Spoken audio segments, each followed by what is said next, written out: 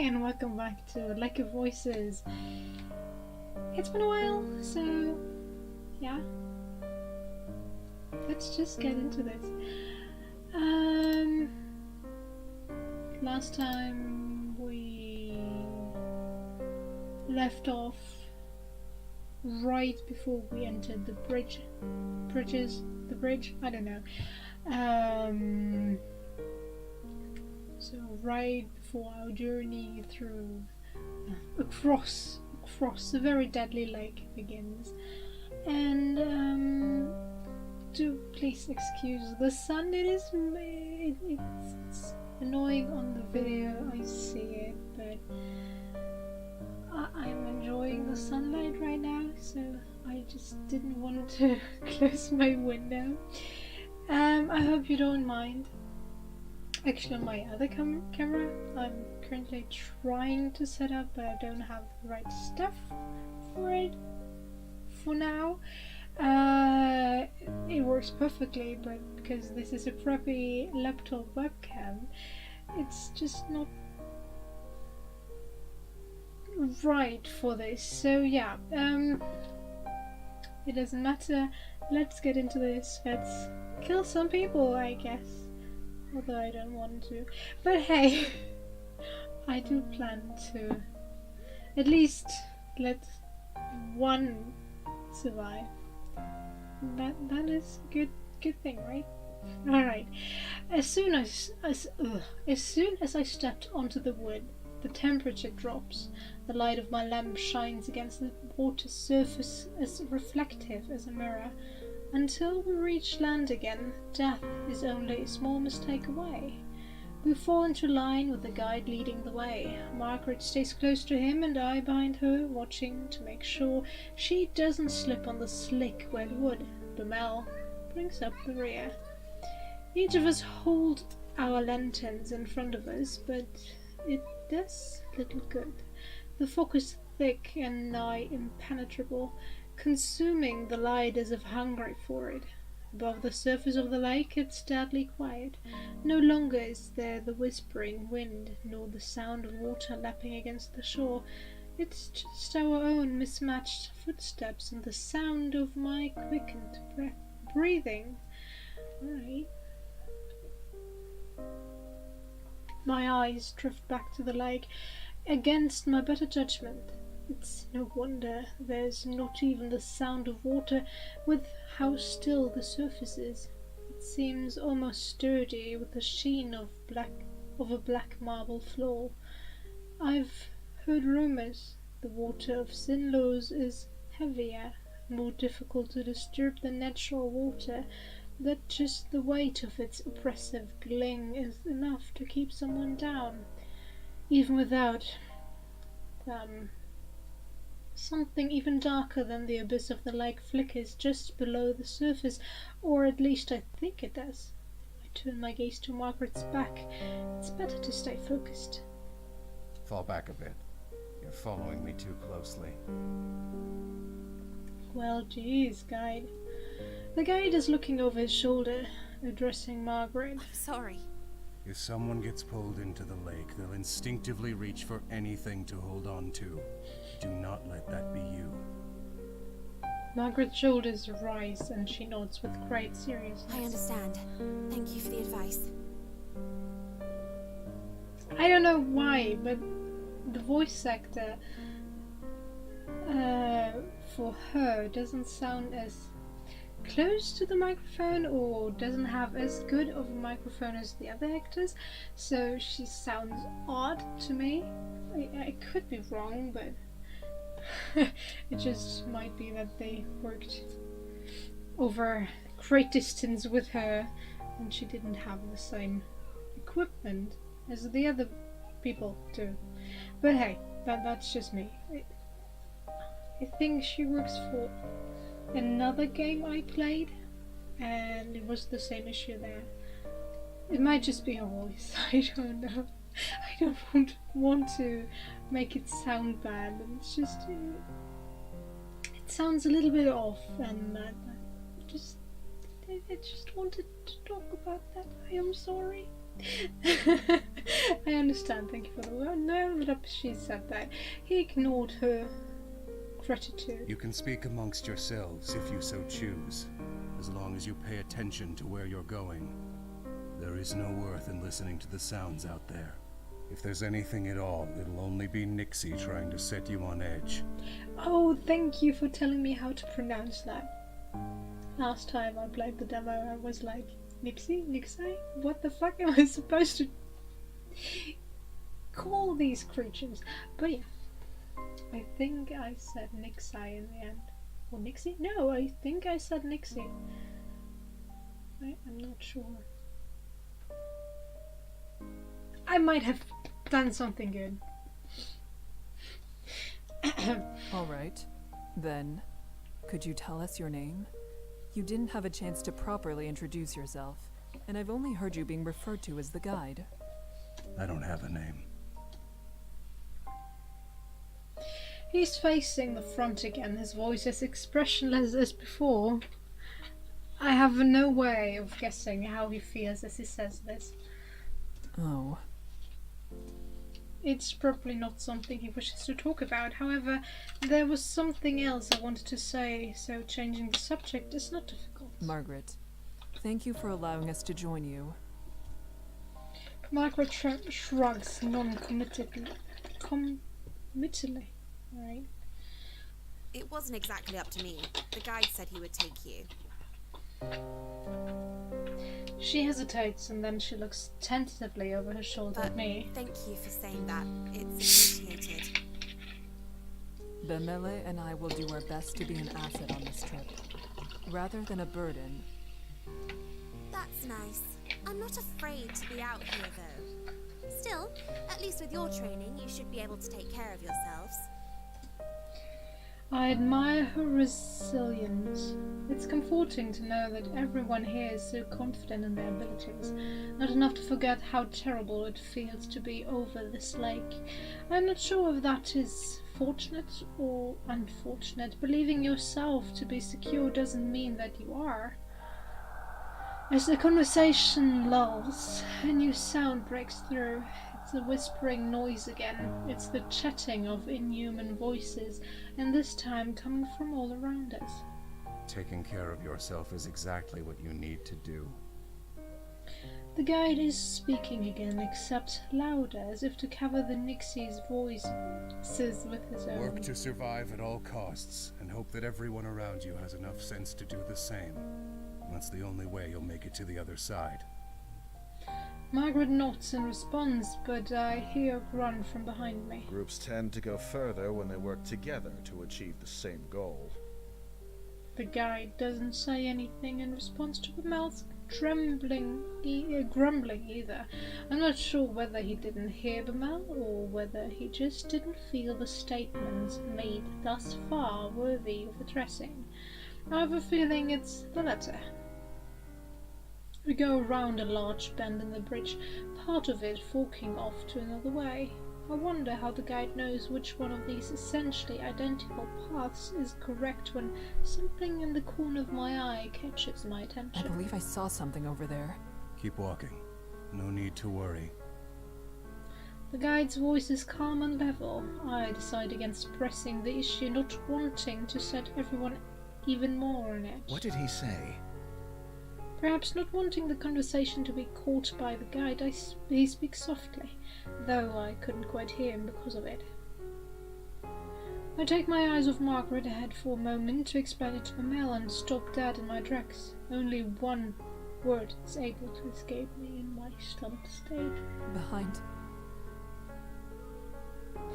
Behind Bemel stands another figure, looming in the darkness. Seeing my face, Bemel grabs the hilt of his sword. He whips around and staggers swiftly backwards. Several meters away, a crooked, twisted black figure hobbles its way towards us. Some kind of liquid drips off its head, cooling around the edges of its face. It almost looks like it's crying. Bemel heads up until he's standing beside me. Backs up, I'm sorry. The figure continues its slow advance. head jerking from one angle to another. What on earth? It's one of them. Yes, Nixie that stumble across the bridges looking for opportunities. The guide is standing next to us. I didn't even notice him approach. The ones that can make it out of the water are generally referred to as prowlers. I had no idea things like that were out here. Is that what Kika saw down the other path? The guide says nothing, instead returning to the front of the party. Margaret watches him pass. Her frustration morphs into nervous optimism, and something seems to come into her mind. Well, Nixie aren't slowed down much by swords, but at least the light keeps them away, right? Margaret's hand grips her face, tired and desperation bleeds into her voice. I bite the inside of my lip. Direct light will force it to return to the lake. However, it'll try to drag the light, or you, down with it before it goes. Instinctively, I reach for the hilt of my sword, despite the fact that it would do little to protect me. The prowler is getting closer, jerking forward, stopping, then resuming its slow advance. Okay, does anyone have a light we can leave here? That way it won't follow us. Only matches. Bemel spits. He's the one bringing up the rear, so he's the one most likely to be in danger if it keeps following. The guide, however, moves forward. Don't forget it's there, don't let your guard down, and don't get left behind. What? How am I supposed to keep walking with this thing at my heels? You said it wants to attack. Don't give it the chance. Bemel sputters in anger, and the guide summarily ignores him. Okay. I solidly grab hold of Bemel's upper arm. Here, I'll lead you like this, and you can keep your focus solely on the prowler. Make sure it doesn't get too close. Bemel eyes the guide with unresolved hostility, but allows himself to softly sigh in relief. He gazes at me with fondness. At least there's someone I can count on. Despite the fact I'm going against his advice, the guide says nothing more. It's clear now that he doesn't give a damn what we end up doing. Some part of me is glad for that. I want to help everyone make it through, and it would be worse to have to persuade the guide every time help was necessary. Kika, thank you. Bemel places a gentle hand on my shoulder. I feel Bemel start as I I forget how to pronounce this word every time. Reciprocate his touch, but just as quickly a smile replaces a shock. The moment is pleasant, a small balm against a large burn. I harden my expression, but Bemel follows it. He moves his free arm down. I fully link his arm with mine, and now, properly settled, look forward. Margaret is following the guide with some reluctance, turning back every so often to check on us. I wave my lantern to signal we are catching up. Margaret returns her head to the front and quickens her pace. With a tuck on Bemel, we start to follow them. The four of us continue cautiously over the bridges. Only this time the wet, squishing footsteps of the prowler join the sound of our own. In spite of myself, I grab Bemel tighter. The prowler walks without a set pattern, sometimes fast, sometimes slow. It takes long steps, then short ones. At times it stops walking entirely. Does it hurt to be out of the water like this, or is it trying to be difficult to read? Suddenly, the whispering in the lake grows louder. I steel myself, trying not to let it get to me. The most important thing is in a situation like this is to remain calm. I can't lose my head. Then, all at once, I notice the guide and Margaret have come to a halt. Emily, they're stopping. Bemel slows down as I do, and as we near Margaret's back, she says with something akin to distress, There's another one. I tuck on Bemel and he understands. I draw up close to Margaret, ready to protect her if need be, but the guide holds out a hand. Don't get any closer. Just over his shoulder, I see another prowler stumbling towards us, white liquid dripping from its eyes. The guide's hand turns over in the air, palm up. Give me a lantern. We'll throw it. Margaret extends her own with a trembling hand when Bamel speaks instead, his back still turned. If you have to take someone's, take mine. Yes, an extra light won't do us much good when we're standing this close together. Margaret takes Bamel's lantern from him, guarded, relieved, displayed on her features. Thank you. She hands the lantern to the guide, whose hand grips it tightly, knuckles growing pale. Stay here. I can't throw it too far, or the light will blow out before it reaches the Nyx. He steps closer to the monster, his movements light and confident. As he nears the prowler, starts to back away. Is it only to approach the approaching light that's making it retreat, or are they afraid of him? The guide is far enough away from us that the fog is partially obscuring him, hiding his movement. The voices from the lake grow louder and louder. Water suddenly begins to splash across the lake in the distance and onto the edges of the bridge. They want him to mess up. I don't notice how tense I am until Bamel eases my grip on his arm. Then, suddenly, the guide takes multiple long and fast strides forward, throws the lantern and jumps backwards to regain the lost distance. There's a sharp hiss and then a deep splash. The voices of the Nixie grow quieter, not silent, quieter. A sigh escapes me and the guide comes back to our room. We should keep going before it comes back. I glance at Bamel and realize he too is looking relieved at the guide before us. And then I see it. The first prowler. It's still there. It's right there. I shift around, pulling Bamel behind me. The prowler lunges after him, barely missing Bamel, but striking my lantern instead. The fire goes out and the two of us are plunged into an unearthly darkness. Shit! Then there's a slick splash. I realize the Nyx has retreated in the water. Somehow, Bamel and I are still standing. We're still here. Kika, thank you. I can't respond. Something cold, wet and slimy has grabbed my ankle. Kick it off! I kick my leg out as fast as I can and the Nyx slips. I can't pull with the momentum I've gained against it. Margaret rushes to my side, her lantern hanging out towards the Nyx. The light brushes its face. We see it for an instant, its eyes wide, and then it slides back into the smooth surface of the water. Yeah. We survived that. Great. Bamel grabs Margaret and I both, helping us towards the center of the bridge and cussing under his I breath. only looked away for 1 second. It's fine, Bamele. We're all fine. Are you actually alright? Margaret cocks her head down, examining my ankle, but there's nothing but a wet smudge around my trousers. I am fine. I say that, though I don't actually want to let go of Bamel. I need to, in order to relight our lantern and provide us actual safety, but I feel such a strong desire not to be alone in this moment. I shake my head roughly and let go of him, relighting the lantern as fast as I'm able. Kika, thank you. Again. You saved my life. I won't let this happen again. Yes. Yes. It would be good for all of us to pay more attention.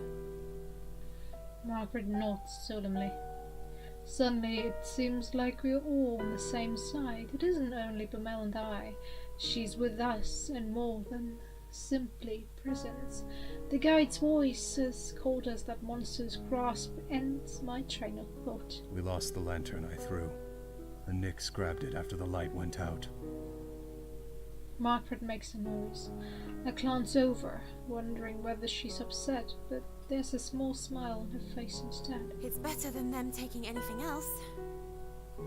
A nervous laugh bubbles up out of me and just as quickly stops. Bamel chuckles in response and our collective tension eases up, the adrenaline draining from our bodies. We need to keep walking. The guide starts down the bridge again and we join him. I try to clamp down on the relief, the ease that wants to flood my hat. It's not over. The prowler is gone, but so is Bemel's lantern. You can stay near me, Bemele, since your lantern is lost. I appreciate it.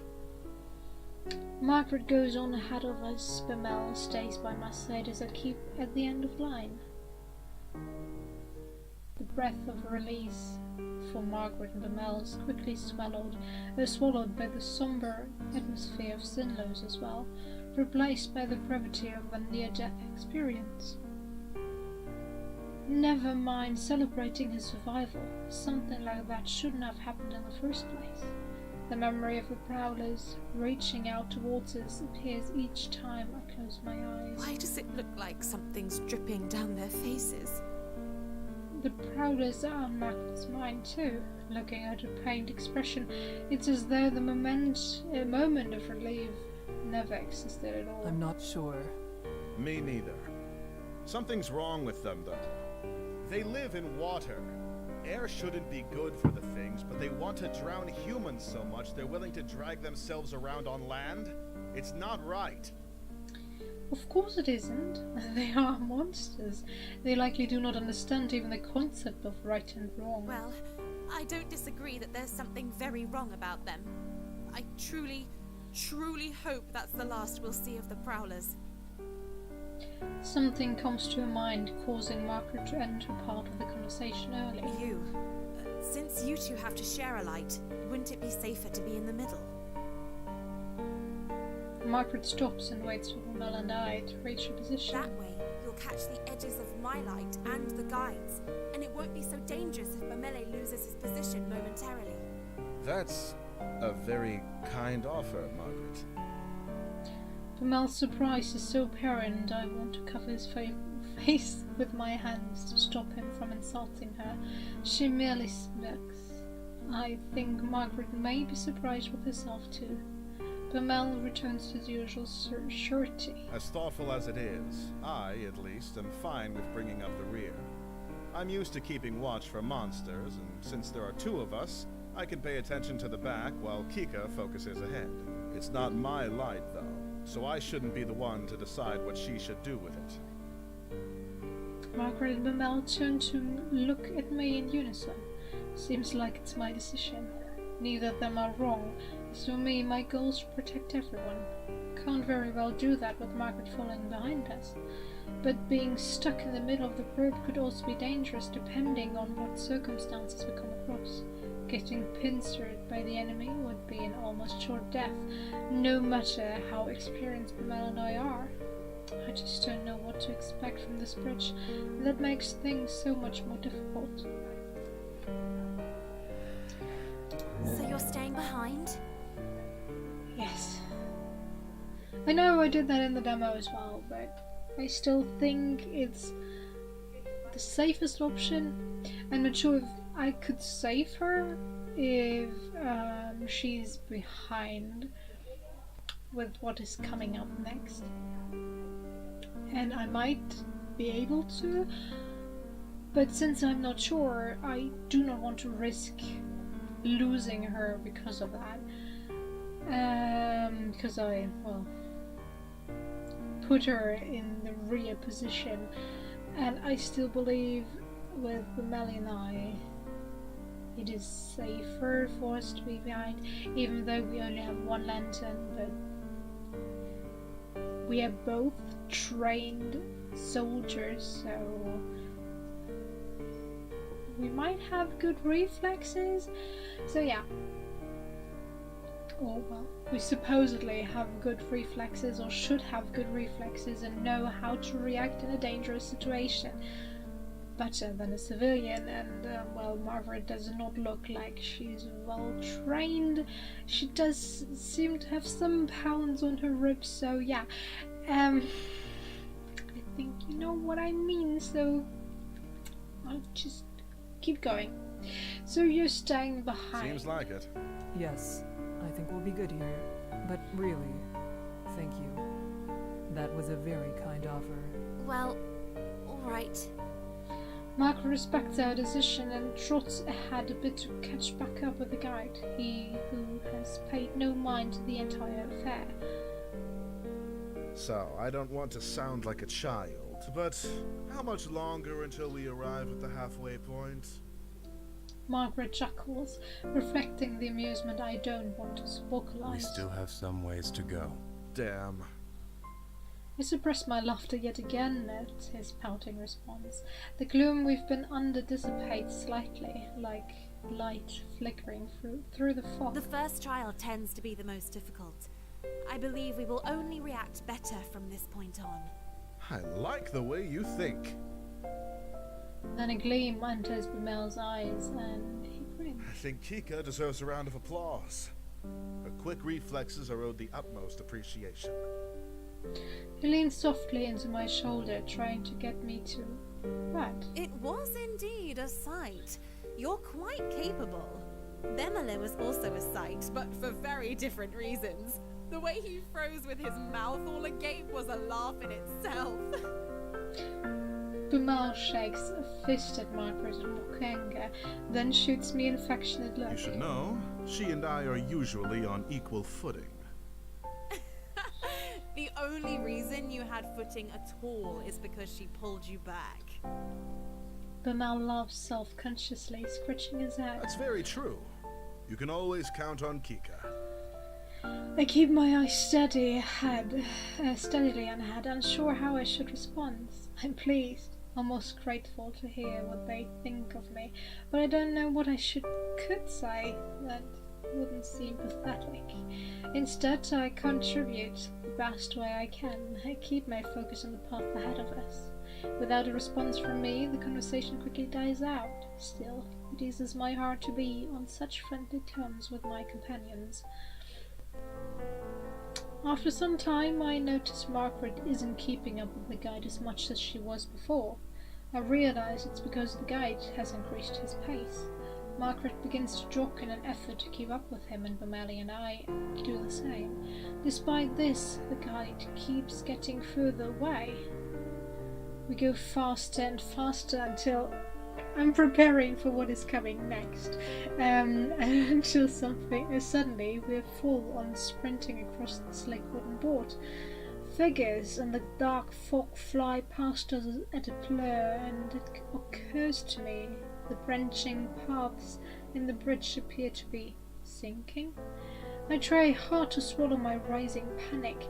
The guide shouts something, but it's drowned out by the frantic pounding of our footsteps. I'm trying to piece together what he said. Don't stop, turn. When he takes a masterfully sharp right down a different path, using his own momentum and the sleek wood to slide in the new direction with no loss of speed. Alright, I'll save here because I know something will happen. If you saw me play the demo, you know what will happen. So yes, I'm saving here, and if I do mess up, I try to save for this time around and see what happens. Alright? Alright. I really want to let people survive as long as possible, and if it means killing myself, I guess then I have to, well, safer. Sliding on the with no loss of speed. Margaret must not have worked out the warning either, as she's completely caught off guard by the guide's change in course. She runs straight ahead, past the turn, and continues down the path we've been following up until now. She clumsily begins to halt her momentum down the wrong bridge. Then I come upon the fork. Turn! I make a hard turn towards the guide and leaving Margaret at the rear. Bemele's footsteps stay as loud as they were before. He's made the turn, as close behind me as ever. Out of the corner of my eye, I see Margaret turn around to try to come back to us, only to have the bridge in front of her fall away. I slow down for breath, feeling the impulse to turn back, but ignore it. There's no time. Margaret can make the jump, and then she'll rejoin us. If my eyes glued to the guide's back, ears peeled for Margaret's footsteps approaching behind us, and then I hear a scream. I whip around, sliding to a stop. Margaret is sinking. The bridge she's on is sinking into the water. She's disappearing. She didn't jump. What are you doing? Margaret's head shoots up, her face drained of all colour. Jump! She stumbles near the edge of the bridge, staring at the placid water of the lake. Even from a distance I can see her shaking. I can't say if it is from the bridge's descent or her own fear. She barely seems to remain standing. I swallow painfully. Margaret bends and tries to jump. She curves into a small arc, achieving more height than she should, and lands directly in the lake with a muted splash. Bumali starts behind me, but I grab his hand and pull. We start running again, leaving Margaret flailing in the water behind us. Okay. I don't think I can save her. I do not think I can save her, but I will save here. And load this. Yes. No, blah blah, blah blah, and I will do nothing here. I keep straight ahead, not making an attempt to go to the correct direction. Bumel seems to fumble slightly, but stays close behind me in the light. I inwardly apologize. I come upon Margaret, who nearly runs into me in her effort to turn around. Her face twists at the Why sight. are you... I ignore her and move to face the other way. The path we came from is disappearing into the water. It's sinking. We have to jump. What? Margaret holds up her hands, but I grab her and spin her towards the path the guide is on. Go! We'll catch up. But... Bemele and I will have to jump together. He needs the light. Just move. I practically shove her, and without further hesitation she makes the leap. She makes it just past the edge of the bridge, knees buckling as she lands, but is soon back up on her feet and holding her lantern out towards me. She beams with pride. Encourage her to keep going. I smile back and motion Margaret towards the guide. She understands the gesture, though hesitates. Obvious conflict in her eyes. However, she nods and runs after him. Here. I offer Bumel my hand, tightening my grip on my lantern. Bumel accepts the offer, giving it a brief squeeze. A tight smile blasted itself across my face as I tried to calculate the distance between our bridge and the other. Then the ground starts to shake more. Jump! We dash to the bridge's edge and leap. Cold air rushes past my face, winding its fingers into my hair. For an instant, I think I see something moving under the surface of the water. Then we land hard on the wooden bridge. Bumel lets out a sigh of relief as we both creakily get fully back on our feet. Stay close. We need to run. I'll be right behind you. I take off, not bothering to ensure Bumel is staying true to his word. I know he'll follow. The guide's fading light bounces in the distance, a clear signal that he's still running. I focus everything I have on catching up. Slowly, we begin to close the distance. As the night wears on, our strength rapidly fades. Even my stamina is being challenged. I can't imagine what this must be like for Margaret. She's holding her side as she runs, clearly cramping from the exercise. How much longer will this last? People have to rest sometime. Almost as if in response to my thought, the guide abruptly halts. I skid to a stop as well, sliding on the surface of the wood. Why did we stop? Mel's voice is tired, but his guard is up. The guy doesn't answer, just stares at something slightly out of view. I step up to join him, following his gaze further down the path. Alright. This is longer than I thought it would be, but hey, we saved her this time around, and I was able to. I didn't think I would be able to. I thought I would either lose Bumel or my own life. If I did, so yeah, that is a thing. And losing my life means a bad end. Bad end. I'm sorry, not a dead end. Well, yes, a dead end is also true in some way. It's not correct grammatically, but it's correct in any way. Well, it doesn't matter. Let's end this here. We'll see what happens in the next part. I hope you enjoyed